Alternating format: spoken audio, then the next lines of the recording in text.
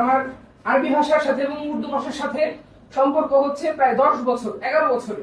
তো আমার এই বিশাল একটা লং টাইম, এই টাইমের মধ্যে আমার যে অভিজ্ঞতাটা হয়েছে, সেই অভিজ্ঞতাটা হচ্ছে যে কোনো মানুষ যখন কোন একটা ভাষায় কথা বলতে চাইবে, শিখতে চাইবে ভাষাটা প্রপার ভাবে, তখন তার জন্য উচিত হচ্ছে এই ভাষাটা নিয়ে প্রচুর পরিমাণে কথা বলার চেষ্টা করা, প্রচুর পরিমাণে এই ভাষাটা নিয়ে চর্চা করা।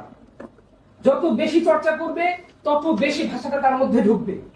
এর মধ্যে বিশেষ আরেকটা জিনিস হচ্ছে যে আমরা যে আজকে এখানে এসেছি, গ্র্যান্ড ওপেনিং হচ্ছে আজকে, এখান থেকে আপনারা যে সমস্ত বাক্যের যে স্ট্রাকচার গুলো শিখবেন, প্রত্যেকটা স্ট্রাকচারকে যদি যেই দিন শিখেছেন ওই দিন ওইটা নিয়ে বিশেষ গবেষণা করেন, খুব বেশিবার ওই জিনিসটাকে চর্চা করেন, তাহলে এই জিনিসটা আপনাদের মাথায় বসে যাবে। আমি আপনাদেরকে হয়তো নসিহত করার বা উপদেশ দেওয়ার যোগ্য না, আমি ছোট বয়সে আপনাদের, তবু আমার ভাষার যে হচ্ছে অভিজ্ঞতাটা, ভাষার সাথে সম্পৃক্ততা আমার 10 বছরের, সেই হিসেবে আমার অভিজ্ঞতা থেকে আমি বলছি যে যখন কোন একটা স্ট্রাকচার আমরা শিখবো, ওই স্ট্রাকচারটা নিয়ে যদি আমরা বেশি বেশি চর্চা করি, তখনই ওই স্ট্রাকচারটা আমাদের মাথায় ঢুকবে।